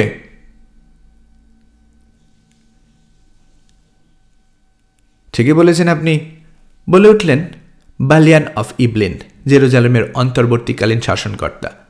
ভয়ঙ্কর লোকে বটে স্যার উলফ, তবে সেটা ওর শত্রুর জন্য, বন্ধুর জন্য নয়। হ্যাটিনের যুদ্ধে ওকে আর ওর ভাইকে সুলতান সালাদিনের উপর হামলা চালাতে নিজ চোখে দেখেছি আমি। ওখানেও ভাঙ্গা প্রাচীরের পাশে লড়তে দেখেছি সারাসেনদের বিরুদ্ধে। বন্দি করার তো প্রশ্নই ওঠে না, বরং ওর মতো ভয়ঙ্কর লোক আরো 2-4টা দরকার আমার। কিন্তু ও আমাকে অপমান করেছে, চেঁচিয়ে উঠলেন হেরাক্লিয়াস। অবমাননা করেছে পবিত্র পদের। সত্য কথা বললে আপনার অপমান হয়, তাই না? অর্থপূর্ণ স্বরে বললেন বালিয়ান অফ ইবেলিন। আপাতত ওটাকেই আপনার আর আপনার ব্যক্তিগত সংঘাত বলে বিবেচনা করছি আমি। পারলে নিজেরাই না হয় মীমাংসা করে নেবেন। এসব ছোটখাটো ব্যাপারে আমি একজন ভালো যোদ্ধাকে হারাতে চাই না। আসুন, ওই মেয়েটার ব্যাপারে এবার আলোচনা করা যাক। তার কথা শেষ হবার আগেই একজন বার্তাবাহক হাজির হলো। বেশ কিছু লোক লাগিয়ে দেওয়া হয়েছিল উলফকে খবর দেওয়ার আগে। তাদের একজন ফিরে এসেছে। রোজামুন্ডির খোঁজ পেয়েছে সে। পবিত্র ক্রুশের সন্ন্যাসিনীর আশ্রমে নবিশ হিসেবে ভর্তি হয়েছে মেয়েটা। এ তো আরো বড় ঝামেলা হয়ে গেল। অস্বস্তি প্রকাশ পেল বালিয়ান অফ ইবলেনির কণ্ঠে। ওখান থেকে ওকে আনতে গেলে ভ্রষ্টাচারের অপরাধী হব আমরা। হিজ হোলিনেস হেরাক্লিয়াস আমাদের পাপমোচন করবেন, ঠাট্টা করল একটা কণ্ঠ। ওদিকে তাকিয়ে আগুন ঝরা দৃষ্টি নিক্ষেপ করলেন পেট্রিয়াক। বয়স্ক এক নেতা উঠে দাঁড়ালেন এবার। তিনি শান্তিকামীদের পক্ষে জানালেন, দ্বিধাদ্বন্দ্বে ভোগার সময় নয় এখন। ভাগ্নিকে হাতে না পাওয়া পর্যন্ত কোনো ধরনের দয়া দেখাবেন না সালাদিন। মেয়েটাকে ফেরত পাঠানোই উত্তম। তাছাড়া ফেরত পাঠালে ওর ক্ষতি হবে এমন তো কোনো কথা নয়। ভাগ্নির গায়ে হাত তুলেই নিশ্চয়ই সালাদিন নিজের হাতকে কলঙ্কিত করবেন না। আর যদিও করেন, কি এসে যায়? একটা মেয়ের প্রাণের বিনিময়ে যদি কয়েক হাজার নিরীহ প্রাণ রক্ষা পায়, তা মেনে নিতে ক্ষতি কি? ভদ্রলোকের ভাষণ শুনে প্রভাবিত হলো পরিষদ। তক্ষুনি সভা ভেঙে বেরিয়ে পড়ল সবাই। দল বেঁধে হাজির হলো সন্ন্যাসিনীর আশ্রমে। ওখানে ঢুকার জন্য প্রবেশাধিকার চাইল পেট্রিয়াক। বলা বাহুল্য, অনুমতি না দিয়ে পারা গেল না। আশ্রমে অ্যাবেস স্বাগত জানালো সবাইকে। প্রিয় অ্যাবেস, বললেন হেরাক্লিয়াস, তোমার এখানে কি রোজামুন ডার্সি নামে কোনো মেয়ে আছে? জি, ইয়োর হোলিনেস, বললেন অ্যাবেস। নবিশ রোজামুন্ড আমাদের এখানে অভয়াশ্রম নিয়েছে। কোথায় ও? ওর সঙ্গে কথা বলতে চাই আমরা। গির্জায় এই মুহূর্তে প্রার্থনা করছে। একা প্রার্থনা করছে নাকি কেউ আছে ওর সঙ্গে? এক নাইট ওকে পাহারা দিচ্ছে। তাই? মুখ বাঁকালেন পেট্রিয়াক। স্যার উলফ দেখছি আমাদের চেয়ে এক কদম এগিয়ে আছে। বড়ই দুঃখের কথা অ্যাবেস, মনে হচ্ছে যখন তখন যে কেউ ঢুকে পড়তে পারে তোমার আশ্রমে। সময় খারাপ ইয়োর হোলিনেস, শান্ত গলায় জানালেন অ্যাবেস। তাছাড়া মেয়েটা বিপদে আছে। কেউ নিরাপত্তা দিতে এলে তাকে ফিরিয়ে দেব কেন? থাক, এত কৈফিয়ত দিতে হবে না। ওখানে নিয়ে চলো আমাদেরকে। পথ দেখিয়ে অতিথিদেরকে গির্জায় নিয়ে গেলেন অ্যাবেস। ওখানে মোমবাতির আবছা আলোয় বেদির সামনে হাঁটু গেড়ে বসে আছে রোজামুন্ড। পরনে নবিশের পোশাক, মাথা নিচু করে একমনে প্রার্থনা করছে ঈশ্বরের উদ্দেশ্যে। উলফো আছে পাশে, প্রার্থনা করছে না, কিন্তু হাঁটু গেড়ে বসেছে। সতর্ক প্রহরীর মতো বারবার নজর বোঝাচ্ছে চারপাশে। পায়ের আওয়াজ শুনেই ঝট করে উঠে দাঁড়ালো তরুণ নাইট। খাপ থেকে তলোয়ার বের করল। মুখোমুখি হলো নবাগতদের। তলোয়ার নামাও, হুকুমে সুরে বললেন হেরাক্লিয়াস। না, এই তলোয়ার নামবে না, কঠিন গলায় বলল উলফ। নিরীহ মানুষদের ক্ষতি হতে দেব না আমি। ঈশ্বরের ঘরকে শিকার হতে দেব না ভ্রষ্টাচারদের। নাইট হিসেবে এমন শপথ নিয়েছে আমি। পাতা দেবেন না ওকে, পেছন থেকে বলে উঠল একজন। কিন্তু সাহস পেল না হেরাক্লিয়াস। যেখানে আছেন সেখান থেকে রোজামুন্ডের উদ্দেশ্যে বললেন, মা, বড় দুঃখ নিয়ে তোমাকে একটা অনুরোধ জানাতে এসেছি আমরা। জাতির জন্য, মানুষের জন্য আত্মত্যাগের অনুরোধ। ঠিক যেভাবে আত্মত্যাগ করেছিলেন আমাদের যিশু, সুলতান সালাদিন তোমাকে চেয়ে বসেছেন। যতক্ষণ না ওর দাবি পূরণ হচ্ছে ততক্ষণ কোনো ধরনের শান্তি আলোচনা করবেন না আমাদের সঙ্গে। দয়া করো, আমাদেরকে বাঁচাও। ধীরে ধীরে উঠে দাঁড়ালো রোজামুন্ড। ঘুরে দাঁড়ালো পেট্রিয়াকের দিকে। শান্ত গলায় বললেন, সারাসেনদের হাত থেকে বাঁচার জন্য প্রাণের ঝুঁকি নিয়েছি আমি। আমাকে মুক্ত করতে গিয়ে সম্ভবত মারাও গেছে নিষ্পাপ একটা মেয়ে। এসব তো আমি ফিরে যাবার জন্য করিনি। দুঃখিত, তাহলে তোমাকে জোর করে ফেরত পাঠাবো আমরা। আর কোনো উপায় নেই। কি? বিস্মিত গলায় বলল রোজামুন্ড। আপনি পবিত্র নগরীর পেট্রিয়াক, এমন কথা বলতে পারলেন? ঈশ্বরের ঘরে তার এই অভয় আশ্রম থেকে ছিনিয়ে নেবেন আমাকে, ভ্রষ্টাচার করবেন? এর পরিণত কত ভয়াবহ হতে পারে জানেন? ঈশ্বরের অভিশাপ নামবে আপনাদের সবার উপর, ধ্বংস হয়ে যাবে এই পুণ্যনগরী। আমরা জোর খাটাতে চাই না, বললেন পেট্রিয়ার্ক। তুমি স্বেচ্ছায় এসো। কখনো না, মাথা নাড়ল রোজামন্ড। জোর কাটানো ছাড়া এখান থেকে নাড়াতে পারবেন না আমাকে। তুমি আমাদের নিরুপায় করে দিচ্ছ, অভিযোগ ফুটল হেরাক্লিয়াসের কণ্ঠে। ইয়োর হোলিনেস, বললেন অ্যাবেস, দয়া করে অমন কথা মুখে আনবেন না। নবিশ রোজামন্ডের সঙ্গে আমি একমত। ঈশ্বরের অবমাননা করে কারো প্রাণ বাঁচানো সম্ভব নয়। এত বড় পাপ করলে বরং আরও বড় অভিশাপ নেমে আসবে আমাদের উপর। কিসের অভিশাপ? রাগী গলায় বললেন হেরাক্লিয়াস। আমি তোমাদের পাপ মোচন করে দেব। বাঁচলে না পাপ মোচন করবেন? টিটকিরি সুরে বলল উলফ। এক পায়ে গিয়ে দেখুন, সবার আগে আপনার কল্লা আমি ধর থেকে আলাদা করে দেব। তুমি কিন্তু বেয়াদবির সীমা অতিক্রম করে ফেলেছ নাইট, চেঁচালেন হেরাক্লিয়াস। এর ফল ভালো হবে না। ফলাফলের নিকুচি করি। আমি বেঁচে থাকতে রোজামুন্ডের গায়ে ফুলের টোকাও দিতে পারবেন না আপনারা। তুমি একা কজনকে সামলাবে? তলোয়ার বাগিয়ে ধরল উলফ। কজনকে মারব সেটা ভাবুন। একা হলেও মরার আগে আপনাদের অনেককেই জমের বাড়িতে পাঠাতে পারব। ভাই সব, পা বাড়াবার আগে মাথা রাখবেন। ওদের একজন আপনি নিজেও হতে পারেন। হইচই শুরু হয়ে গেল পরিষদ সদস্যদের মাঝে।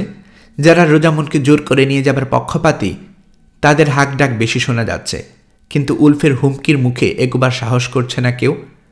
একজন পরামর্শ দিল, তীর ধনুক নিয়ে আসা হোক, দূর থেকে পেরে ফেলা যাবে বেয়াদব নাইটটাকে। কাউকে ওর তলোয়ারের সামনে পড়তে হবে না। বাহ, গলা চড়িয়ে বলল রোজামুন্ড। এবার আপনারা ভ্রষ্টাচারের পাশাপাশি ঈশ্বরের ঘরে মানব হত্যা করতে চাইছেন, কিন্তু কেন? ঠান্ডা মাথায় ভেবে দেখুন। সালাদিন কি কথা দিয়েছেন আমাকে ফিরে পেলে পুরো শহরকে রেহাই দেবে? আলোচনার কথা বলেছেন, কিন্তু তার ফলাফল যদি শূন্য হয়? এত বড় পাপ তাহলে কেন করবেন আপনারা? দয়া করুন, চলে যান এখান থেকে। সবকিছু ঈশ্বরের হাতে ছেড়ে দিন। সত্যি কথা, পেছন থেকে একমত হলো একজন। সালাদিন তো কোনো কথা দেননি। সঙ্গে সঙ্গে নীরব হয়ে গেল সবাই। এতক্ষণ পিছনে দাঁড়িয়ে চুপচাপ সব দেখছিলেন বালিয়ান অফ ইবেলিন। সবার সামনে এগিয়ে এলেন, হেরাক্লিয়াসের দিকে ফিরে বললেন, আমার মনে হয় ব্যাপারটা এখানেই ইতি করা ভালো। ইয়োর হোলিনেস, এই আশ্রম আর গির্জা জেরুজালেমের পবিত্রতম জায়গাগুলোর একটা। এখানে কোনো ধরনের অনাচার ঈশ্বর সহ্য করবেন না। সত্যি করে বলুন, এই অভয়াশ্রম থেকে নিরীহ একটা মেয়েকে ছিনিয়ে নিয়ে সারাসেনদের পায়ে ছুড়ে দিতে পারবেন আপনি? কি দোষ ওর? বিধর্মী অপহরণকারীদের হাত থেকে পালিয়ে এসেছে, এটাই তো। তাদের হাতে আবার তুলে দেয়া কি কাপুরুষের কাজ নয়? অমন কাজ করলে কাপুরুষের ভাগ্যই বরণ করতে হবে আমাদেরকে। মুখের ভাষা হারালেন হেরাক্লিয়াস, কিছু বলতে পারলেন না। উলফের দিকে ফিরলেন বালিয়ান। স্যার উলফ, অস্ত্র নামাও, কোনো ভয় নেই। জেরুজালেমে একজন মানুষও যদি নিরাপত্তা পায়, সেটা এই মেয়ে পাবে। এখান থেকে কেউ ওকে ছিনিয়ে নিতে আসবে না, আমি কথা দিচ্ছি। অ্যাবেস, ওকে ওর কামরায় নিয়ে যান। জি না, কপাট সুরে বললেন অ্যাবেস। হিজ হোলিনেসের আগে গির্জা ত্যাগ করে ওকে অসম্মান দেখাতে পারবো না। আগে উনি যান, তারপর আমরা। তবে তাই হোক, খ্যাপাটে গলায় বললেন পেট্রিয়ার্ক। তোমাদের সবার মাথা খারাপ হয়ে গেছে। কোন জগতে বাস করছো তার কিছুই জানো না। ভয়ানক সময় এটা। এখানে সামান্য এক মেয়ের নিরাপত্তা, নিঃসঙ্গ কোনো নাইটের হুমকি বা কুসংস্কারাচ্ছন্ন এক নেতার কোনো মূল্য নেই। বোকামি করছো, আর তার খেসারত দিতে হবে চরমভাবে। হা হা, ভ্রষ্টাচার, অভয়াশ্রম। আমি তো বলি, সালাদিন শহরের অর্ধেক মেয়েকে চেয়ে বসলেও তার চাহিদা পূরণ করা উচিত। ৮০,০০০ মানুষই রেহাই পাবে তাতে। ঝড়ের বেগে গির্জা থেকে বেরিয়ে গেলেন তিনি, পিছু পিছু বাকি সঙ্গী সাথীরা। ওদেরকে অনুসরণ করে গির্জার দরজা পর্যন্ত গেল উলফ। নিশ্চিত হয়ে নিচ্ছে সত্যি চলে যাচ্ছে কিনা লোকগুলো। ধপ করে মেঝেতে বসে পড়ল রোজামন্ড, গা কাঁপছে। পাশে বসে অ্যাবেস সান্ত্বনা দিলেন ওকে, শান্ত হতে বললেন, বিপদ আপাতত কেটে গেছে।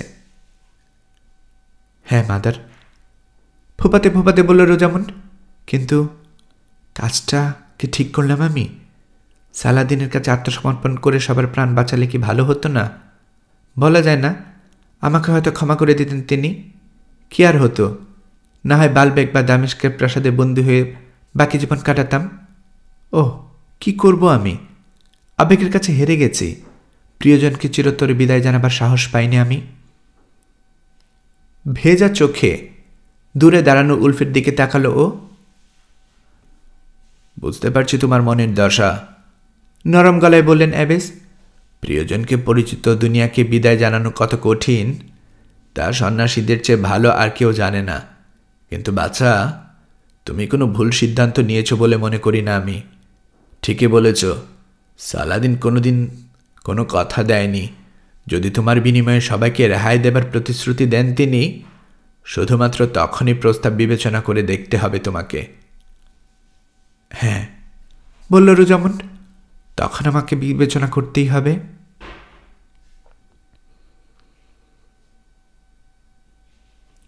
গল্পকরণে এতক্ষণ আপনারা শুনছিলেন হেনরি রাইডার হ্যাগার্ডের লেখা গল্প দ্য বেথরেন এর 11তম পর্ব। আমি নিয়মিতভাবে গল্প পাঠ করে আপনাদেরকে শোনাচ্ছি।